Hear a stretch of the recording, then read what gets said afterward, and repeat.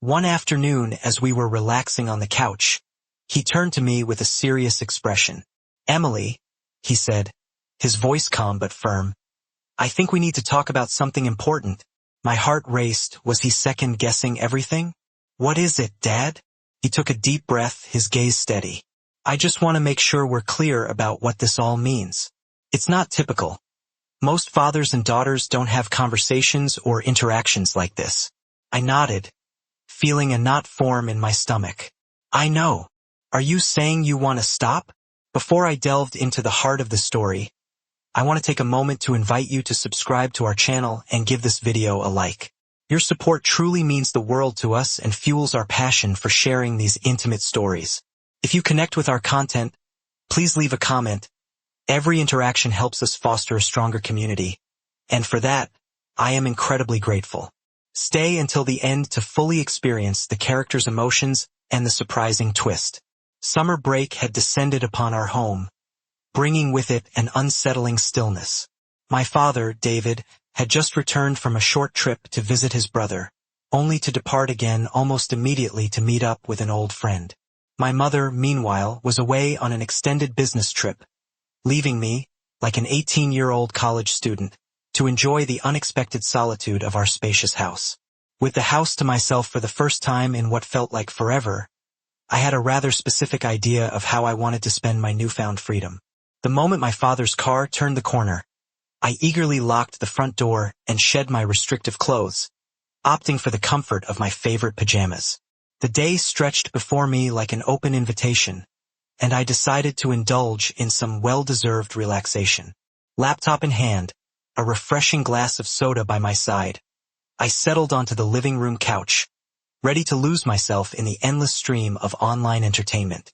My headphones, a trusty barrier against the outside world, allowed me to fully immerse myself in my chosen distractions, including a few websites that were decidedly more adult in nature. Time seemed to evaporate as I clicked through videos and explored various corners of the internet. Lost in my own little world of privacy and pleasure, I completely lost track of time and my surroundings. My father, I assumed, would be out with his friend for hours, but then a wave of panic crashed over me. Through the muffled soundscape created by my headphones, I faintly registered my father's voice, sharp with disbelief and edged with something I couldn't quite decipher.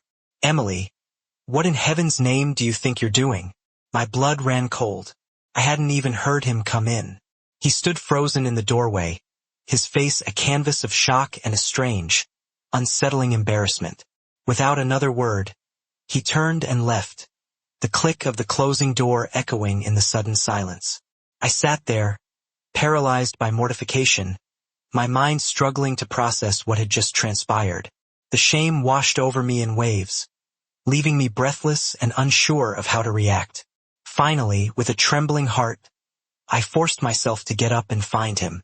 He was in the living room, his face pale and drawn, his eyes filled with a mixture of discomfort and something akin to pain.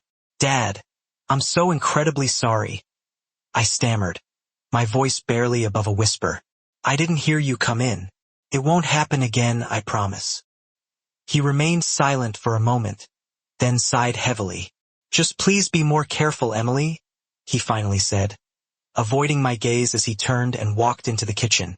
The rest of the evening was excruciatingly awkward. We barely spoke, each of us retreating to our own corners of the house. The silence was punctuated only by the clinking of dishes and the ticking of the clock. After a stilted dinner, I excused myself early, desperate to escape the suffocating tension and find refuge in the privacy of my room. But old habits die hard. Despite the lingering embarrassment from earlier, I found myself drawn back to my usual routine, leaving my door slightly ajar so I could hear when Dad was finished cleaning up. I thought I was being discreet, cautious. What I didn't realize was that my father, driven by a complex mix of emotions, had his own plans. He turned on the kitchen faucet full blast, using the sound of rushing water to mask his movements as he quietly made his way down the hall towards my room. I was deeply absorbed in my own thoughts when I suddenly heard a voice behind me, startling me out of my focus. "Emily, it's okay. Just don't overthink it," my father said softly. I nearly jumped out of my skin, fumbling to close the tabs on my computer screen. His unexpected presence and demeanor threw me off balance. He stepped further into the room, his gaze lingering briefly on the screen before meeting mine. "I wanted to apologize for earlier," he began, his voice tinged with hesitation. "I shouldn't have yelled. I overreacted." I blinked, unsure of how to respond. "Dad, I'm so sorry about all of this," I stammered. He raised a hand to stop me. "No, listen. At your age, it's normal to be curious," he said, his tone steady but strained, as though he was forcing himself to say the words. "You're young, and I get it." Embarrassed but wanting to be honest, I nodded. "I just didn't think you'd be home so soon. It won't happen again, I promise." For a moment, he simply looked at me, as if trying to understand something deep. "How often does this happen?" he asked, his tone now more inquisitive than judgmental. I froze, unsure of how to answer. After a pause, I muttered, "A lot. I guess, every day." He sighed, running a hand through his hair. "Emily, you're not doing anything wrong, but I can't give you privacy every single day just because of this. You'll need to figure out how to manage things when we're both in the house." The conversation left me stunned. I had no idea how to process the new dynamic. It felt like we had crossed an invisible line, stepping into a surreal realm where awkwardness and attempts at understanding collided. Days later, during dinner, he caught me off guard again. "So, have you taken care of yourself today?" I nearly choked on my food. "Dad, seriously?" He raised his hands defensively. "Hey, we said we'd be honest about this, no judgment," I muttered, staring at my plate, praying for the conversation to end. After dinner, I quickly retreated to my room, eager to escape the discomfort. But a few minutes later, again, he appeared in my doorway. His usual casual demeanor contrasted with the tension of the moment. "Emily, we need to stop treating this like some forbidden thing," he said firmly. "Let's just talk about it openly." "Okay, Dad, please, I don't think no hear me out," he interrupted. "Avoiding it is only making things more awkward." His attempt at breaking the tension was well-meaning, but the situation only became more surreal. He sat down, and the evening took a strange, unexpected turn as we struggled to find normality in the midst of an extraordinary conversation. The next morning, I woke up feeling as if I were trapped in a dream. The events of the previous day swirled in my mind. Had all of that really happened? Had my father really tried to address something so personal in such an unorthodox way? The situation felt absurd, yet there was an undeniable tension in the air. As I sat at my computer later that day, still trying to make sense of it all, I heard the sound of my father returning from a grocery run. His footsteps in the hallway prompted me to close my tabs and pretend to be busy with something innocuous. He peeked into my room, carrying a faint smile. "Hey, lunch will be ready soon," he said casually, as though everything was perfectly normal. I nodded, unsure of how to respond. "Okay, I'll be there in a minute." Lunch was quiet and uneventful, but there was a lingering awkwardness between us. To break the silence, I asked, "Have you heard from Mom? Any idea when she might be coming home?" A shadow crossed his face.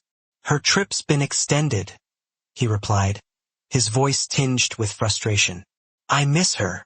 That single sentence seemed to open a crack in his usually composed demeanor, and I realized just how much he was carrying. Despite the strange new dynamic between us, there was still an underlying tension, a shared awareness that things had shifted. The afternoon passed in relative normality. We talked a little more than usual, managing to share a few jokes and lighthearted moments. By evening, we decided to sit down together and watch a couple of episodes of Game of Thrones. It was a small attempt at reclaiming some normality in our routine. Later that night, as the house fell silent, I wandered into the living room.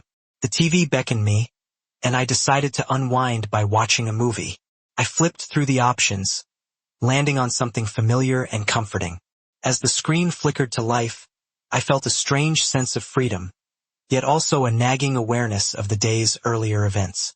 The living room, once a space of shared family moments, now felt like a stage for something more complex. It was nearly midnight when I finally turned off the TV and headed to bed. My thoughts were still tangled. The boundaries of our relationship had been tested, stretched in ways I didn't fully understand. And as much as I tried to push it all to the back of my mind, I knew this was only the beginning of an unspoken shift between us. I had just settled into the couch, scrolling through the movie selections, when my dad emerged from his room. It was almost uncanny, as if he had some sixth sense for these things. "Oh, decided to watch out here tonight?" he asked, sitting down beside me without waiting for an invitation. I shrugged. "Yeah, I wanted a change of scenery. Next time, call me. I like watching stuff with you," he said, his tone surprisingly casual. "What, always?" I asked, raising an eyebrow. He nodded with a chuckle. "Well, when I'm home, yeah.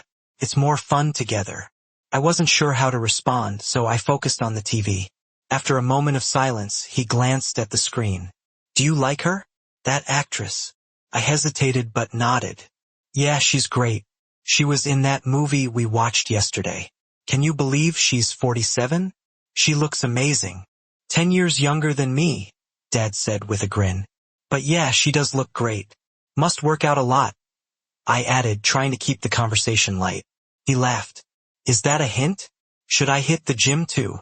I couldn't help but grin. Maybe just a little. I believed that we could joke about something so trivial after the strange dynamics of the past few days. Suddenly, Dad stood up. "Where are you going?" I called after him. "Hang on," he said, disappearing down the hallway. "I've got something for you." Totally forgot about it. A moment later, he returned, his hands behind his back and his expression playful. "Guess which hand?" he teased. "Right?" I said, playing along. He smiled, pleased with my response, and handed me a small package wrapped in a plain black bag. I raised an eyebrow, curiosity piqued, as I began to open it. "What's this?" "I thought you might find it useful," he explained with a sheepish grin. "I don't know, never used them myself," Dad said with a chuckle as I pulled out the gift. Inside the sleek black bag was a pair of high-quality headphones. I looked up at him, surprised, catching the satisfied grin on his face. "Do you like them, Emily?" "Wow, yeah. Dad, these are amazing." "Thank you," I managed, genuinely touched by the gesture. "Go ahead, try them on," he encouraged. I slipped them over my ears, testing their sound quality. They were fantastic, crystal clear and immersive. As I adjusted the fit, I felt a mixture of emotions. A small part of me had been expecting something else, something more extravagant, but the thoughtful nature of the gift spoke volumes. It was practical yet personal, acknowledging our shared moments without pushing any boundaries. Dad stood up, stretching. "Well, that's that, enough for tonight. Time to get some rest. I'll take care of tidying up here." "Good night, Dad," I said, heading to my room. "Good night, Emily," he called after me. Lying in bed later that night, I stared at the ceiling, my mind racing with thoughts. It was hard to believe how quickly our relationship had shifted over the past few days. The awkwardness had given way to something else, a strange but comforting understanding. I wondered what the coming days would bring. There was a nervous excitement in the air, an unspoken question about where this new dynamic might lead. Whatever it was, I couldn't deny that our bond had changed, becoming something deeper and more complex than I had ever expected. The next morning, I woke up with a strange mix of anticipation and uncertainty.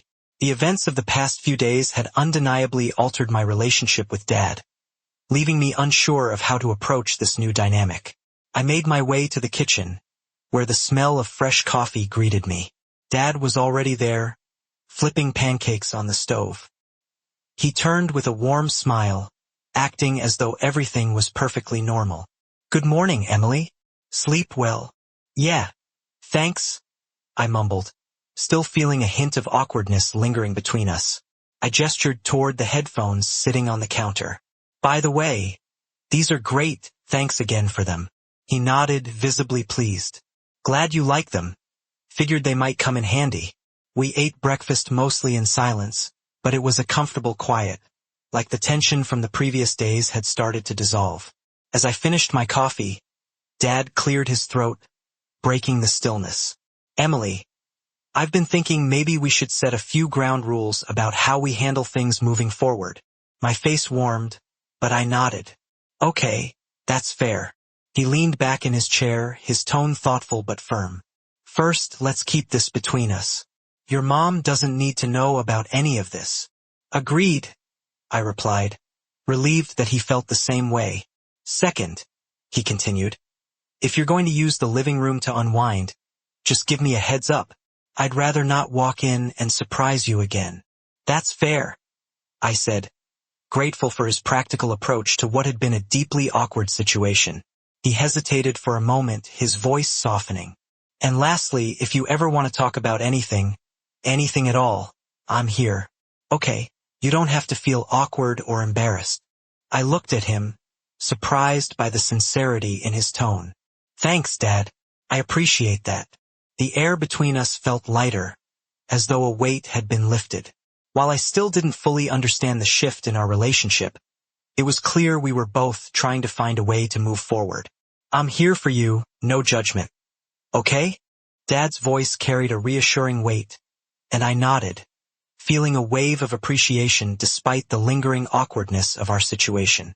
Whatever adjustments we were making, his effort to be supportive and understanding didn't go unnoticed. Over the next few days, we settled into a new rhythm.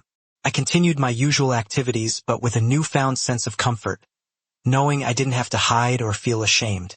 True to his word, Dad gave me the space I needed, never making me feel embarrassed about my choices. One evening, about a week later, I was in the living room watching a nature documentary on the big screen. It was one of my favorite ways to unwind, a mix of stunning visuals and engaging narration. I'd let Dad know ahead of time that I'd be using the TV, so I wasn't expecting any interruptions. To my surprise, he joined me on the couch, a glass of wine in hand. Mind if I watch with you? He asked casually, nodding toward the screen. Sure, if you want, I replied, trying to appear nonchalant despite feeling a little self-conscious about sharing my private downtime. We sat in companionable silence for a while, the soothing voice of the narrator filling the room as breathtaking shots of the Serengeti unfolded on the screen. From the corner of my eye, I noticed Dad's reactions. An occasional nod of interest, a quiet chuckle at a particularly clever bit of narration, and the slow, rhythmic sipping of his wine. That's incredible, he commented at one point, motioning toward the lioness prowling across the savannah. Look at her. So strong and graceful. I smiled, sensing his genuine interest. Yeah, she's amazing. It's incredible how they work together when hunting. He nodded thoughtfully. What do you think draws you to this? The beauty? The danger? I paused, caught off guard by the question. I guess it's a little of both, I admitted. There's something captivating about how raw and real it all feels. No filters, no pretenses, just life happening in its purest form. That's a good way to put it, he said, taking another sip of his wine. It's a good reminder, too. Sometimes we get so wrapped up in our own heads that we forget to just experience things as they are. The conversation felt natural, a stark contrast to the tension of the past week. For the first time in days, I felt like we were connecting on a deeper level, sharing thoughts and perspectives without judgment or discomfort. As the documentary continued, I found myself relaxing more, grateful for this unexpected moment of bonding. Whatever challenges the past week had brought, it felt like we were finally starting to find our way forward together. I hesitated, unsure how to answer. Well, I guess I like her confidence and, her style, I said, choosing my words carefully. Dad chuckled, sipping his wine. I can see that. I used to have a lot of confidence in my style, too, back when I was younger. I glanced at him, surprised by his candor. You still look great, Dad, I said, feeling a bit awkward complimenting him in this context. He smiled, clearly pleased by the remark. Thanks, Emily. That's sweet of you to say. As the video played on, I found myself increasingly distracted, not by the content on the screen, but by the strange sense of openness we were sharing. The new dynamic between us was both unsettling and oddly freeing, though I wasn't entirely sure how to navigate it. Sensing my unease, Dad leaned back and said, Hey, remember, no pressure. If there's ever anything you want to talk about, I'm here. His tone was reassuring, but the moment felt surreal. Thanks, Dad, I muttered, glancing at him. He nodded. Look, everyone has their own way of finding confidence and relaxing. The important thing is not to let it make you feel ashamed or self-conscious. I shifted uncomfortably on the couch, trying to process his words. This whole experience, this new understanding between us, was unlike anything I'd expected. But at the same time, it wasn't as uncomfortable as I had feared. As we sat there, Dad offered a few pieces of advice, not in a patronizing way, but in a genuine effort to be helpful. His voice was calm, his manner encouraging. You don't have to rush anything in life, he said. Sometimes slowing down and just understanding what makes you happy can be the best thing you can do for yourself. I nodded, taking in his words. While the situation still felt unconventional, there was no denying that his intent came from a place of care. The evening ended on a surprisingly light note, with Dad cracking a few jokes about his own awkward teenage years, which made us both laugh. As I headed to bed that night, I realized that strange as it was, our relationship had shifted into a new realm of honesty. One that, while unconventional, seemed rooted in mutual respect and understanding. With a muffled sigh, I leaned back on the couch, feeling a sense of relief and calm after our candid conversation. Dad handed me a tissue box, a small, reassuring smile on his face. Feeling better? He asked softly. I nodded, still avoiding his gaze. Yeah, thanks. He gave my shoulder a supportive pat. Good. I'm glad you're taking this time to figure things out. Now, why don't you freshen up while I start dinner? Sure, I muttered, heading toward the bathroom. My mind was spinning. The openness we were sharing felt both freeing and deeply confusing. How had our relationship shifted so dramatically in just a few weeks, and where could we possibly go from here? Over the following weeks, our unconventional dynamic continued to evolve. Dad became more involved in my daily life, offering advice and at times sitting down with me to discuss things I had previously kept private. His supportive presence, while unusual, provided a strange sense of comfort. One afternoon, as we were relaxing on the couch, he turned to me with a serious expression. Emily, I think we need to talk about something important, he said, his voice calm but firm. My heart raced. Was he second-guessing everything? What is it, Dad? He took a deep breath, his gaze steady. I just want to make sure we're clear about what this all means. It's not typical. Most fathers and daughters don't have conversations or interactions like this. I nodded, feeling a knot form in my stomach. I know. Are you saying you want to stop? To my surprise, he shook his head. No, that's not it. I just want to make sure you understand that while this might feel unusual, it doesn't change who we are to each other. I'm still your father, and I love you as my daughter. This is just my way of supporting you through a confusing time in your life.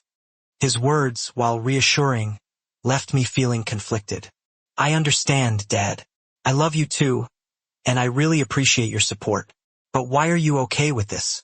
Most parents wouldn't be. He paused, considering his response carefully. I suppose it's because I trust you, Emily, he said finally. And I know you're navigating things in your own way. I just want to be someone you can rely on, someone who doesn't judge or make things harder for you. His answer left me with a strange sense of gratitude and clarity. Whatever challenges this new chapter brought, I knew one thing for certain. I wasn't facing them alone. It's because I remember how confusing and overwhelming these feelings can be at your age. Dad said, his voice steady and reflective. When I was your age, I didn't have anyone to guide me, and I made plenty of poor choices because of it. I want something better for you, Emily. I want you to feel comfortable with who you are, and to understand yourself without feeling shame or secrecy. His honesty struck a chord. I looked at him, feeling a surge of gratitude. Thanks, Dad.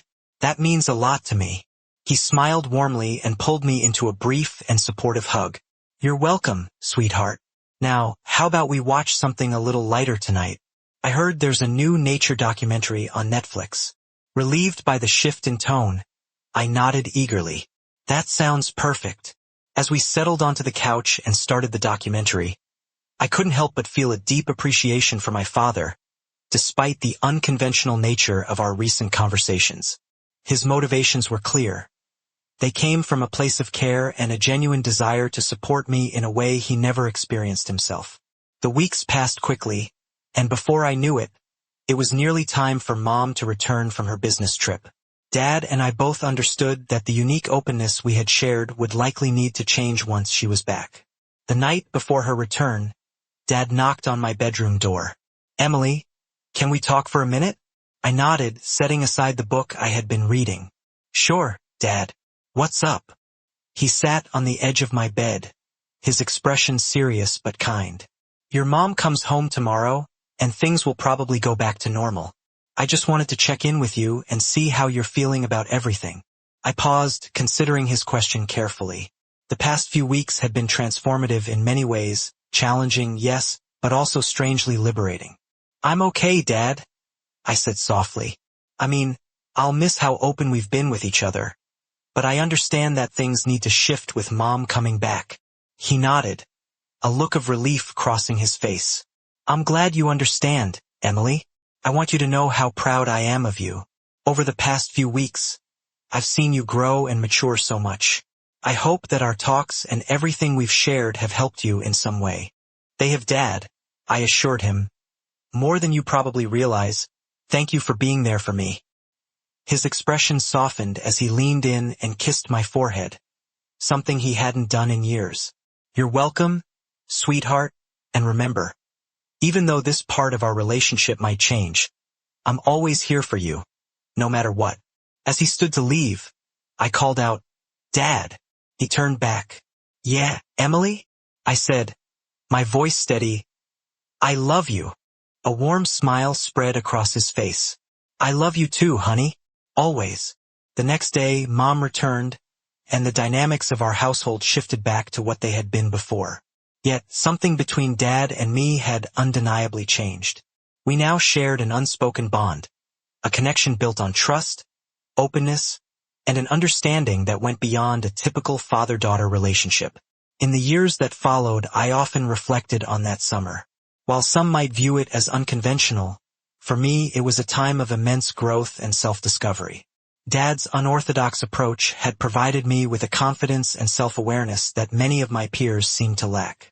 As I navigated relationships, independence, and my own identity in college and beyond, I carried with me the lessons he had taught me.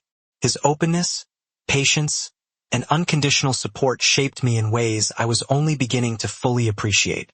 Though we never spoke directly about that summer again, it remained a quiet chapter in our shared history, a moment in time that brought us closer while teaching invaluable lessons about love, trust, and self-acceptance.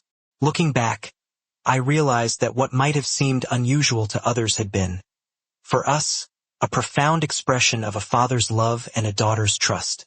It was a summer that changed everything, yet in its own way changed nothing at all.